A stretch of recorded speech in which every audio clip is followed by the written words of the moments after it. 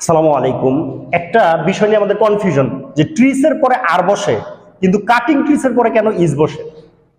আচ্ছা, তা আমরা জানি যখন সাবজেক্ট বহুবচন হয়, যেগুলো এখন অনেকগুলো গাছ, এই জন্যই গ্রামাটিক্যালি আর বসছে, যে গাছ গুরুত্বপূর্ণ, ট্রিস আর ইম্পর্টেন্ট।